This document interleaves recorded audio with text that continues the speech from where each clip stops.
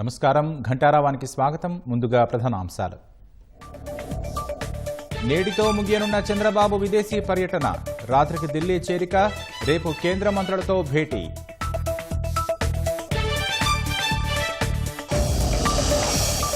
తిరుపతి 1వ division TDP ఇన్ఛార్జిపై హత్యాయత్నం. కళ్లలో కారం కొట్టి కత్తులతో పొడిచిన వైసీపీ కార్యకర్తలు.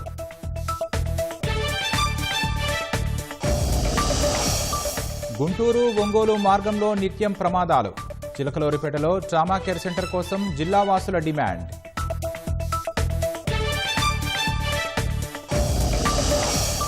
ఢిల్లీ చేరుకున్న అమెరికా ఉపాధ్యక్షుడి కుటుంబం.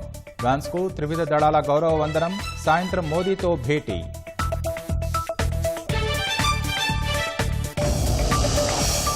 ఉత్తరప్రదేశ్లో అదుపు తప్పి చెట్టును ఢీకొట్టిన కారు. 6గురు మృతి. వివాహ వేడుకకు వెళుతుండగా ప్రమాదం.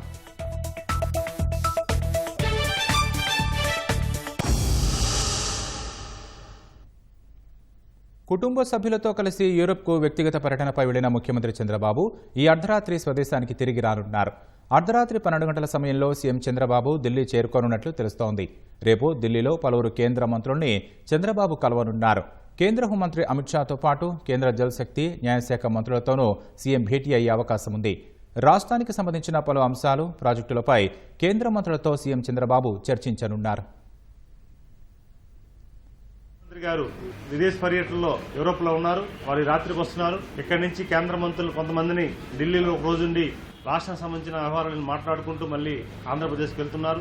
అమరావతి పునర్నిర్మాణం కోసం ప్రధానమంత్రి గారు వస్తున్నారు. గౌరవ ముఖ్యమంత్రి గారి ఆహ్వానం మేరకు దాని ఏర్పాట్లు కూడా జరుగుతున్నాయి. ముఖ్యమంత్రి గారు కూడా విదేశ పర్యటన నుంచి ఈ రాత్రి 12 గంటలకి వస్తున్నారు. రేపు కొంతమంది పార్టీ యాక్టివిటీస్ కానీ లేకపోతే ప్రభుత్వ యాక్టివిటీస్ కానీ కొన్ని కార్యక్రమాలు జరుగుతాయి. అదే షెడ్యూల్ అయితే ఇంక ఖరారు కాలేదు. ఎవరిని కలుస్తారు ఏంటనేది.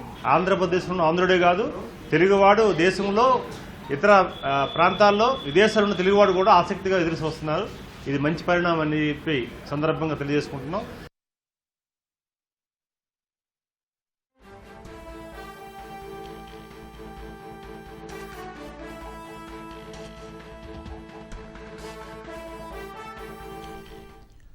ముఖ్యమంత్రి చంద్రబాబు ఢిల్లీ పర్యటనపై మరిన్ని వివరాలు మా ప్రతినిధి కృష్ణ తెలుసుకుందాం. కృష్ణ, చెప్పండి, సీఎం రేపు ఎవరెవరిని కలవనున్నారు? రాకేష్, ఏదైతే ఈ నెల 17వ తేదీన ముఖ్యమంత్రి చంద్రబాబు కుటుంబ సభ్యులతో కలిసి వ్యక్తిగత పర్యటన మీద ఆయన యూరప్ కు వెళ్లారు. ఆయన జన్మదినం కూడా అక్కడే కుటుంబ సభ్యులతో కలిసి యూరప్ లోనే జరుపుకున్నారు. పర్యటన ముగించుకుని తిరిగి స్వదేశానికి ఈ అర్ధరాత్రి 12 గంటల సమయంలో ఢిల్లీ విమానాశ్రయానికి ముఖ్యమంత్రి చేరుకుంటారు. రాత్రికి ఢిల్లీలోని ఆయన ముఖ్యమంత్రి అధికారిక నివాసమైన జన్పథ్ కి వెళ్లి అక్కడే బస చేయనున్నారు. అయితే రేపు పలువురు కేంద్ర మంత్రుల్ని ముఖ్యమంత్రి చంద్రబాబు కలవనున్నారు. వీరిలో ప్రధానంగా కేంద్ర హోంశాఖ మంత్రి అమిత్ షాతో పాటు జలవనరుల శాఖ మంత్రి అలాగే న్యాయశాఖ మంత్రితో కూడా సీఎం భేటీ అయ్యే అవకాశాలు ఉన్నట్లు తెలుస్తుంది. ఇందులో ప్రధానంగా ఏదైతే రాష్ట్రానికి సంబంధించి మే 2వ తేదీన ప్రధాని నరేంద్ర మోడీ అమరావతికి రానున్నారు. అలాగే అమరావతి పునర్నిర్మాణ పనులకు సంబంధించి ప్రధాని చేతుల మీదుగా ఏదైతే పనులు పునఃప్రారంభించాలని చెప్పి ప్రభుత్వం భావిస్తుందో దీనికి సంబంధించి కూడా రేపటి ఢిల్లీ పర్యటన కీలకం కానుంది ముఖ్యమంత్రి చంద్రబాబుకి. అలాగే ఏదైతే జలవనరుల శాఖ మంత్రికి సంబంధించి పోలవరంకి సంబంధించిన నిధులు అలాగే పోలవరం ప్రాజెక్టు సత్వర పూర్తి గురించి కూడా ఆయన చర్చించనున్నారు. అలాగే ప్రభుత్వం ప్రతిష్టాత్మకంగా మరో ప్రాజెక్టు ఏదైతే పోలవరం బనకచెర్ల అనుసంధానానికి సంబంధించి కూడా ప్రాజెక్టును ప్రతిష్టాత్మకంగా తీసుకుంది. దీనికి సంబంధించి కూడా కీలక చర్చలు ఢిల్లీలో జరపనున్నట్లుగా తెలుస్తుంది. అలాగే ప్రధాని నరేంద్ర మోడీ రాష్ట్రానికి వచ్చినప్పుడు ఆయన నుంచి రాష్ట్రానికి ఎలాంటి హామీలు వచ్చే అవకాశం ఉంది, ప్రధాని రాష్ట్రానికి ఎలాంటి తోడ్పాటిస్తారన్న అంశం కూడా రేపటి చంద్రబాబు ఢిల్లీ పర్యటనలో కీలకం కానున్నట్లుగా తెలుస్తుంది. రాకేష్, ధన్యవాదాలు కృష్ణ.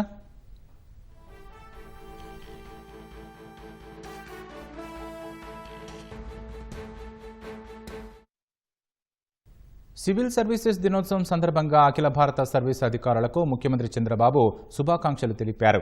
పరిపాలన, సంక్షేమం, చేరవేతలో సివిల్ సర్వీస్ అధికారులు కీలక పాత్ర పోషిస్తున్నారని ప్రశంసించారు. పరివర్తనాత్మక మార్పును తీసుకొస్తూ సవాళ్లను అధిగమించారని కొనియాడారు. దేశానికి సేవ చేయడంలో సివిల్ సర్వీసు అధికారుల కృషి, అవిశ్రాంత అంకితభావం ప్రశంసనీయమన్నారు. ఆస్ట్రేలియాలోని మెల్బోర్న్, అమెరికాలోని అట్లాంటాలో సీఎం చంద్రబాబు 75వ జన్మదిన వేడుకలు ఘనంగా జరిగాయి. అట్లాంటా స్టేట్ ఎన్ఆర్ఐ టీడీపీ ఆధ్వర్యంలో జరిగిన వేడుకల్లో గుడివాడ ఎమ్మెల్యే వెనిగండ్ల రాము పాల్గొన్నారు. ప్రవాసాంధ్రుడు P4లో భాగస్వాములు కావాలని ఆయన పిలుపునిచ్చారు. గతేడాది ఎన్టీఆర్ విగ్రహాన్ని ఆవిష్కరించిన చోటే చంద్రబాబు పుట్టినరోజు వేడుకల్లో పాల్గొనడం సంతోషంగా ఉందన్నారు. రాష్ట్రం తలరాతను మార్చేందుకు అహర్నిశలు శ్రమిస్తున్న మహోన్నత వ్యక్తి సీఎం చంద్రబాబు అని కొనియాడారు. రేపటి గురించి ఆలోచిస్తమే కాదు, మనకి దాన్ని ఎలా ఆచరణలో పెట్టాలి అనేది కూడా క్లారిటీ ఉన్న అతి కొద్ది రాజకీయ నాయకుల్లో ఈయన ప్రముఖంగా వస్తారు. ఇప్పుడు సమకాలిక రాజకీయాల్లో చూసుకుంటే ఈయనకు పోల్చదగ్గ వ్యక్తి మహా అయితే మోడీ గారు తప్పితే ఇంకొకళ్ళు ఎవరూ లేరు. సీఎం చంద్రబాబు 75వ పుట్టినరోజు సందర్భంగా ఏపీటీఎస్ చైర్మన్ మన్నవ మోహన కృష్ణ 75 మంది చిరు వ్యాపారులకు తోపుడు బండ్లు పంపిణీ చేశారు. గుంటూరులో జరిగిన ఈ కార్యక్రమానికి పశ్చిమ ఎమ్మెల్యే గల్లా మాధవి ముఖ్య అతిథిగా హాజరయ్యారు. చంద్రబాబు ప్రతిపాదించిన P4 కార్యక్రమానికి చేయూత అందించే క్రమంలో ఈ కార్యక్రమం చేపట్టినట్లు మోహన కృష్ణ తెలిపారు. 75 ఏళ్ల వయసులోనూ 25 ఏళ్ల యువకుడిలా రాష్ట్రం కోసం శ్రమించడం చంద్రబాబుకే సాధ్యమైందని ఎమ్మెల్యే మాధవి అన్నారు.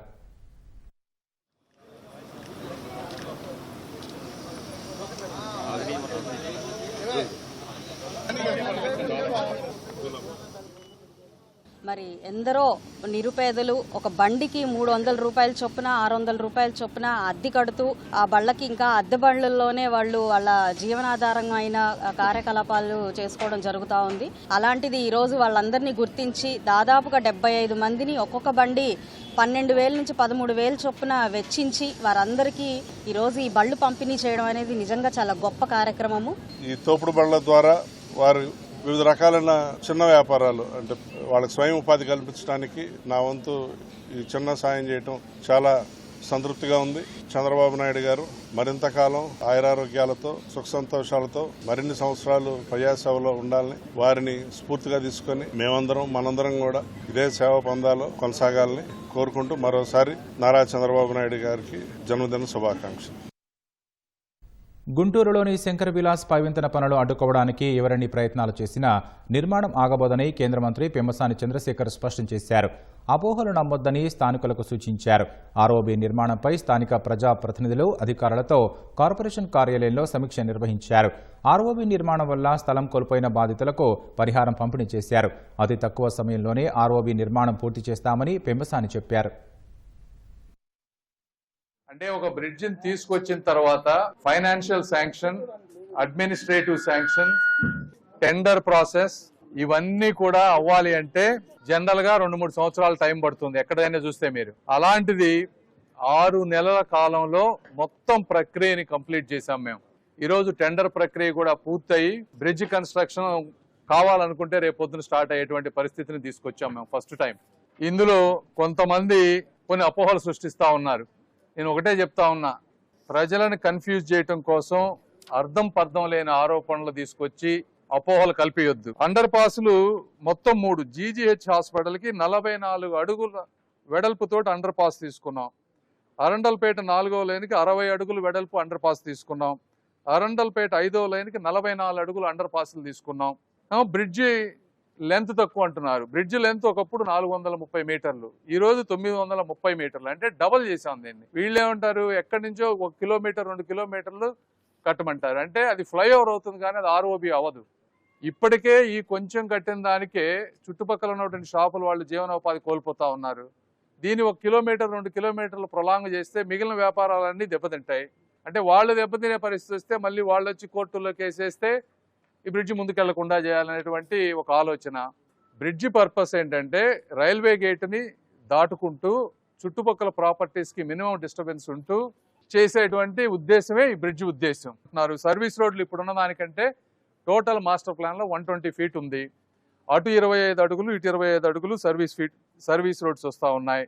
మేము అందరూ కూటమి ప్రభుత్వంలో ఉన్న నాయకులందరూ కూడా మా సొంత ప్రాజెక్టు లాగా కూర్చొని 1కి 10 సార్లు రివ్యూ చేసి ప్రతి సమస్యని క్షుణ్ణంగా పరిశీలించి చేసినటువంటి ప్రాజెక్ట్ ఇది.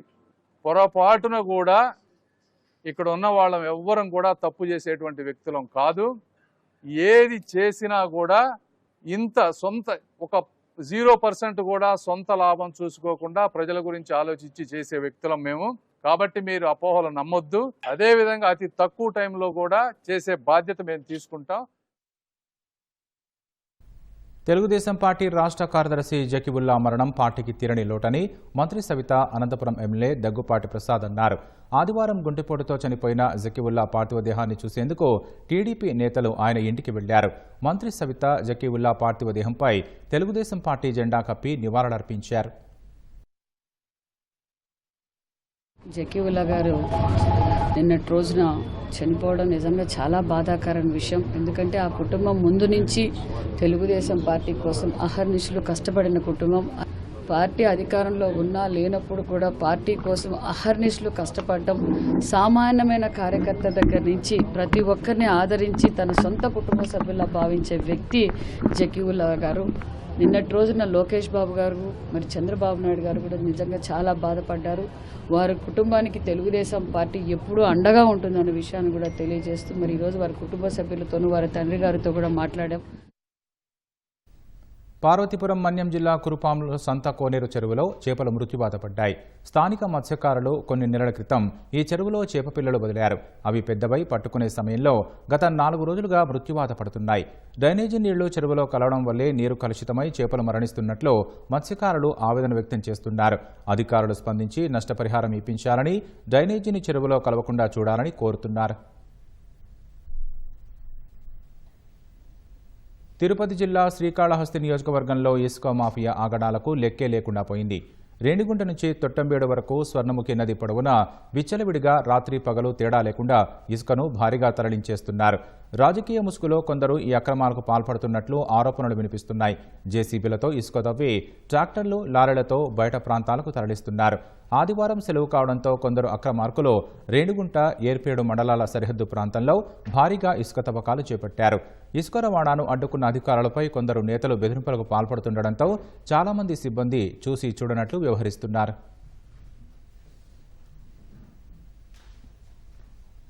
అమెరికా ఉపాధ్యక్షుడు జేడీ వ్యాన్స్, ఆయన సతీమణి ఉషా వ్యాన్స్, 3 పిల్లలు భారత పర్యటనకు వచ్చారు. ఢిల్లీలోని పాలం వైమానిక స్థావరంలో దిగిన వ్యాన్స్కు కేంద్ర మంత్రి అశ్విని వైష్ణవ్ స్వాగతం పలికారు. భారత దళాలు వ్యాన్స్కు గౌరవ వందనం చేశాయి. అనంతరం పలువురు కళాకారులు నృత్య ప్రదర్శన చేశారు. ఇవాళ నుంచి ఈ నెల 24 వరకు జేడీ వ్యాన్స్ దేశంలోని పలు చారిత్రక ప్రదేశాలను సందర్శించనున్నారు. తొలుత ఢిల్లీలోని స్వామినారాయణ అక్షర్ధామ్ ఆలయ సందర్శనకు వ్యాన్స్ వెళ్లారు. అనంతరం చేనేత ఉత్పత్తులను విక్రయించే దుకాణాల సముదాయాన్ని సందర్శిస్తారని సంబంధిత వర్గాలు తెలిపాయి.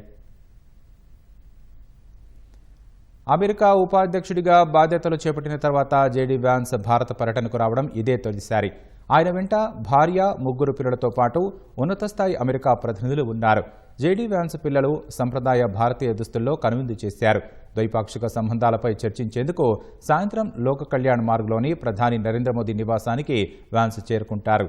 చర్చల తర్వాత వ్యాన్స్ దంపతులకు ప్రధాని మోదీ విందు ఇవ్వనున్నారు. రెండో రోజు జైపూర్లో చారిత్రక ప్రదేశాలను వ్యాన్స్ దంపతులు సందర్శించనున్నారు.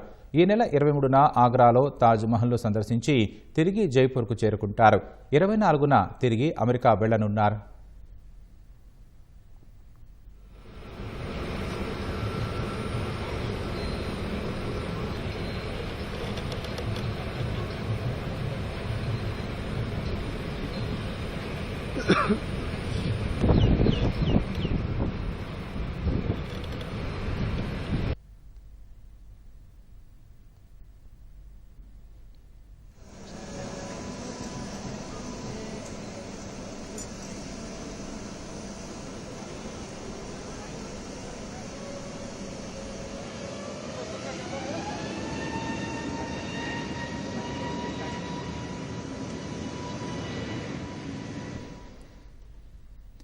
అమెరికాలో విదేశీ విద్యార్థుల వీసాల రద్దు, ద్వైపాక్షిక వాణిజ్య ఒప్పందంపై చర్చలు జరుగుతున్న వేళ వ్యాన్స్ భారత పర్యటనకు రావడంతో ఈ 2 అంశాలను ఆయనతో జరిగే చర్చల్లో ప్రస్తావించే అవకాశం ఉంది. ముఖ్యంగా భారత విద్యార్థుల వీసాల రద్దు అంశాన్ని ప్రముఖంగా ప్రస్తావించే అవకాశం ఉంది. భారత విద్యార్థుల వీసాలను రద్దు చేస్తూ అమెరికా యంత్రాంగం తీసుకున్న నిర్ణయం తీవ్ర విమర్శలకు దారితీసింది. వీసాల రద్దు కారణంగా విద్యార్థుల భవిష్యత్తు ప్రమాదంలో పడుతుందని నిపుణులు హెచ్చరిస్తున్నారు. మరోవైపు వ్యాన్స్ పర్యటన నేపథ్యంలో ఢిల్లీలో భద్రతను కట్టుదిట్టం చేశారు.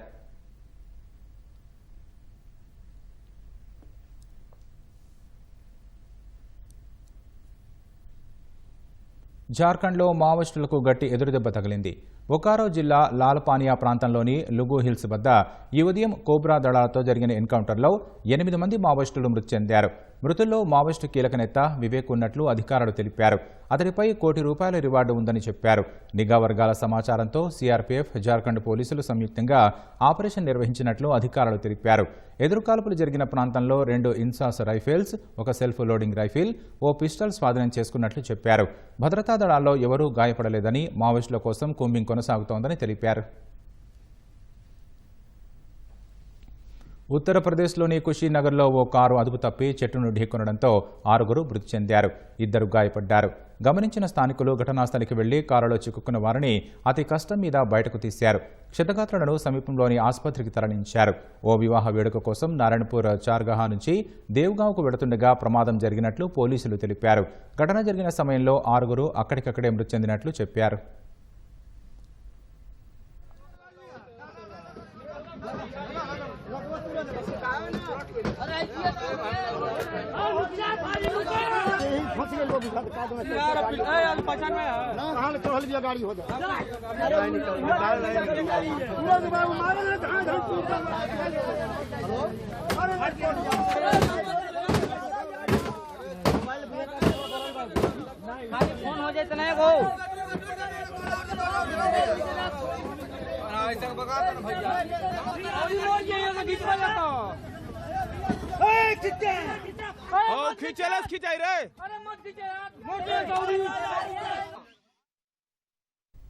మెగా డిఎస్సి దరఖాస్తు సమయంలోనే పోస్టులకు ఐచ్ఛికాలు నమోదు చేయాలని విద్యాశాఖ తెలిపింది. దరఖాస్తు గడువు ముగిసేలోపు అర్హత ధ్రువపత్రాలను తప్పనిసరిగా అప్లోడ్ చేయాలని నిబంధనలు తీసుకొచ్చింది. మరోవైపు గత డిఎస్సికి దరఖాస్తు చేసిన వారు ఫీజు చెల్లించలేదని స్పష్టం చేసింది. పరీక్ష కోసం అవసరమైతే పక్క రాష్ట్రాల్లోనూ కేంద్రాలు ఏర్పాటు చేయనున్నారు. మెగా డిఎస్సి 2025 నోటిఫికేషన్లకు సంబంధించి రాష్ట్ర, జోనల్, జిల్లాల వారీగా పోస్టులు, సబ్జెక్టుల పోస్టులు, రిజర్వేషన్లతో పూర్తిస్థాయిలో ఖాళీల వివరాలను పాఠశాల విద్యాశాఖ వెబ్సైట్లో పొందుపరిచింది. ఈసారి దరఖాస్తు ప్రక్రియలో కొత్తగా 2 విధానాలను తీసుకొచ్చింది. యాజమాన్యాల వారీగా ఆయా పోస్టులకు ఐచ్ఛికాలు నమోదు చేయాలని పేర్కొంది. దరఖాస్తు గడువు ముగిసేలోపు అర్హత ధ్రువపత్రాలను తప్పనిసరిగా అప్లోడ్ చేయాల్సి ఉంటుంది. గతంలో మెరిట్ జాబితా విడుదల చేసిన తర్వాత వీటిని స్వీకరించేవారు. ఈసారి ముందుగానే తీసుకుంటున్నారు. ఒక అభ్యర్థి 3 రకాల పోస్టులకు దరఖాస్తు చేస్తే పోస్టుల వారీగా ప్రాధాన్యతలు ఇవ్వాల్సి ఉంటుంది. ఒకవేళ అభ్యర్థి మెరిట్ జాబితాలో ఉంటే ఈ ఐచ్ఛికాల ప్రకారమే పోస్టింగులు ఇస్తారు. మొదట దరఖాస్తు సమర్పించినప్పటికీ గడువు ముగిసేలోపు అర్హత ధ్రువపత్రాలను అప్లోడ్ చేయకపోతే హాల్ టికెట్లు జారీ చేయరు. అభ్యర్థులు ముందుగానే అన్ని సరిచూసుకుని దరఖాస్తులు సమర్పించాలి. ఏమైనా తప్పులు ఉంటే సమర్పించిన తర్వాత ఎలాంటి సవరణలకు అవకాశం ఉండదు. ఆన్లైన్ ఫీజు చెల్లింపు, దరఖాస్తుల స్వీకరణ ఏప్రిల్ 20 నుంచి మే 15 వరకు కొనసాగుతుంది. మే 20 నుంచి నమూనా పరీక్షలు ఉంటాయి. మే 30 నుంచి హాల్ టికెట్లు డౌన్లోడ్ చేసుకోవచ్చు. వైసీపీ హయాంలో ఎన్నికల ముందు విడుదల చేసిన డిఎస్సి 2024కు దరఖాస్తు చేసుకున్న అభ్యర్థులు ఎలాంటి ఫీజు చెల్లించాల్సిన అవసరం లేకుండా దరఖాస్తు సమర్పించవచ్చు. అప్పట్లో దరఖాస్తు చేసిన పోస్టుకు కాకుండా వేరే పోస్టులకు దరఖాస్తు చేస్తే మాత్రం ఆ ఫీజు చెల్లించాలి. అభ్యర్థులు ఒక్కో దరఖాస్తుకు ₹750 చొప్పున చెల్లించాలి. ప్రతి పోస్టుకు ప్రత్యేకంగా దరఖాస్తు ఫీజు చెల్లించాలి.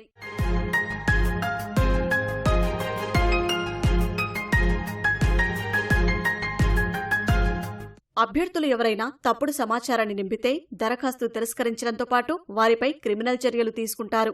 అభ్యర్థులకు గరిష్ట వయోపరిమితి జూలై 1 నాటికి 44 ఏళ్లుగా ప్రకటించారు. ఎస్సీ, ఎస్టీ, బీసీ, ఈడబ్ల్యూఎస్ అభ్యర్థులకు 49 ఏళ్లు, దివ్యాంగులకు 54 ఏళ్లుగా నిర్ణయించారు. ప్రత్యేక విద్య బీఈడీ కలిగిన అభ్యర్థులు సాధారణ పాఠశాలలోని పోస్టులకు అర్హత కలిగి పోస్టుకు ఎంపికైతే వారికి 6 నెలల ప్రత్యేక శిక్షణ ఇస్తారు. ఎస్సీ వర్గీకరణ ప్రకారం రిజర్వేషన్ను అమలు చేశారు. క్రీడా కోటా వారికి 3% రిజర్వేషన్ కల్పిస్తారు. ఉద్యోగాలకు ఎంపికైన అభ్యర్థులకు అకాడమిక్స్, ఆంగ్ల భాషపై ప్రాథమిక శిక్షణ ఇస్తారు.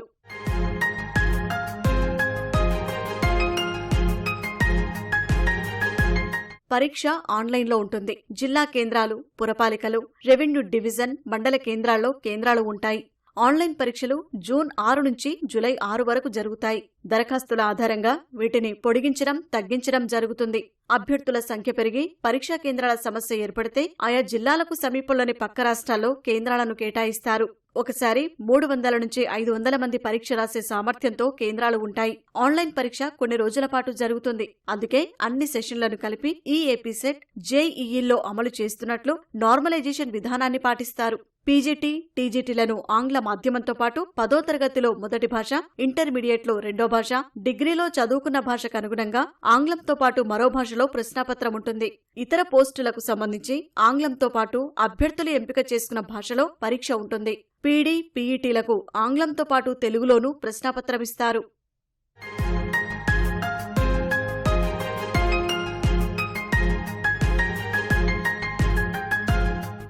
ఫిజికల్ డైరెక్టర్, వ్యాయామ విద్య టీచర్లకు టెట్ ఆంగ్ల భాష నైపుణ్య పరీక్ష ఉండదు. 100 మార్కులకు 200 ప్రశ్నలతో పరీక్ష ఉంటుంది. ప్రిన్సిపల్స్, పోస్ట్ గ్రాడ్యుయేట్ టీచర్లు, ట్రైన్డ్ గ్రాడ్యుయేట్ టీచర్లు, నాన్ లాంగ్వేజెస్ వారికి పేపర్ 1 ఆంగ్ల భాష నైపుణ్య పరీక్ష ఉంటుంది. ఇది ఇంటర్మీడియట్ స్థాయిలో ఇస్తారు. ప్రిన్సిపల్స్, పీజీటీలకు టెట్ ఉండదు. TGT, PGT non languages, principal పోస్టులకు దరఖాస్తు చేసిన వారు తప్పనిసరిగా ఆంగ్ల భాష నైపుణ్య పరీక్షలో అర్హత సాధించాల్సి ఉంటుంది. దీనిలో ఓసీ, బీసీ, ఈడబ్ల్యూఎస్ అభ్యర్థులకు 60 మార్కులు, ఎస్సీ, ఎస్టీ, దివ్యాంగులు, మాజీ సైనిక ఉద్యోగులకు 50 మార్కులు రావాల్సి ఉంటుంది. రెండో పేపర్ 100 మార్కులకు ఉంటుంది. ప్రిన్సిపల్ పోస్టుకు దరఖాస్తు చేసేవారికి పనిచేసిన అనుభవం ఉండాలని నిబంధన పెట్టారు. టీజీటీలో రెండో పేపర్ 80 మార్కులకు ఉంటుంది. టెట్కు 20 మార్కుల వెయిటేజీ ఉంటుంది.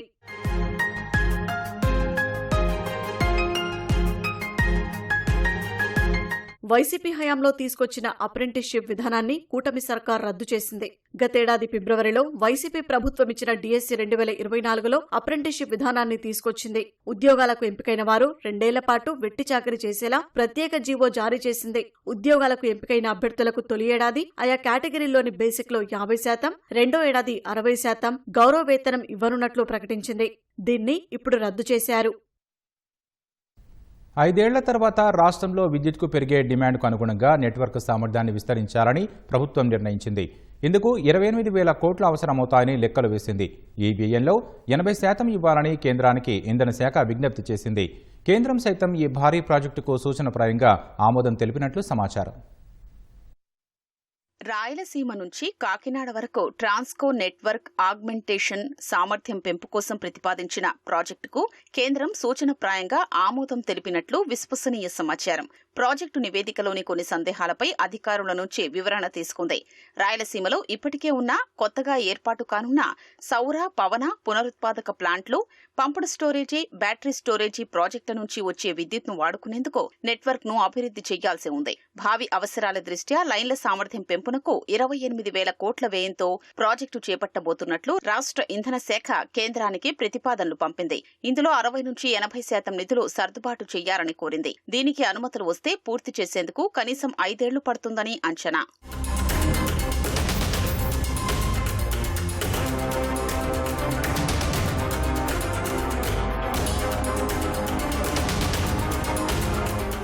హరిత ఇంధనాన్ని ప్రోత్సహించే లక్ష్యంతో గ్రీన్ ఎనర్జీ కారిడార్ పథకం కింద నెట్వర్క్ విస్తరణకు కేంద్రం నిధులిస్తోంది. ఈ పథకం మొదటి దశలో భాగంగా ఉమ్మడి అనంతపురం, కర్నూలు జిల్లాల్లో చేపట్టిన ప్రత్యేక లైన్లు, సబ్స్టేషన్ల నిర్మాణాలు పూర్తి కావచ్చాయి. రెండో దశలోని పనులు కూడా పూర్తయితే ట్రాన్స్మిషన్ నెట్వర్క్ పటిష్టమవుతుంది. తద్వారా రాయలసీమ, కోస్తాల మధ్య నెట్వర్క్ అనుసంధానానికి మార్గం ఏర్పడుతుంది. ప్రస్తుతం కేంద్ర ప్రభుత్వ రంగ సంస్థ పీజీసీఐఎల్ నెట్వర్క్ పై ఆధారపడాల్సి వస్తోంది. సుమారు 8,000 మెగావాట్ల విద్యుత్ను డిస్ప్లేస్మెంట్ విధానంలో పీజీసీఐఎల్ నెట్వర్క్ కు కలపగా ఆ విద్యుత్ తమిళనాడుకు వెళుతోంది. దీనికి బదులు ఎగువ నుంచి వచ్చే విద్యుత్ను విశాఖ దగ్గర నెట్వర్క్ ద్వారా విద్యుత్ సంస్థలు తీసుకుంటున్నాయి. 2030 నుంచి 32 నాటికి రాష్ట్రంలో విద్యుత్ డిమాండ్ 20,000 మెగావాట్లకు చేరుతుందని అంచనా. ఏడాదికి విద్యుత్ వినియోగం 1.20 లక్షల మిలియన్ యూనిట్లకు చేరే అవకాశం ఉంది. అప్పటికే నెట్వర్క్ విస్తరించకుంటే ఇబ్బందులు పెరగనున్నాయి. ప్రస్తుతం పీజీసీఐఎల్ నెట్వర్క్ వాడుకుంటున్నందుకు ఏటా సుమారు 1,700 కోట్ల ట్రాన్స్మిషన్ ఛార్జీల్ని విద్యుత్ సంస్థలు చెల్లిస్తున్నాయి. ఇప్పటికే పీజీసీఐఎల్ నెట్వర్క్ సామర్థ్యం మించింది. భవిష్యత్తులో పెరిగే విద్యుత్కు కేంద్ర నెట్వర్క్ వినియోగించకుంటే ఆల్టర్నేటివ్ కరెంటు ఛార్జీల భారం అదనంగా పడనుంది. ఈ దృష్ట్యా నెట్వర్క్ విస్తరణ అవసరమని అధికారులు నిర్ణయించారు.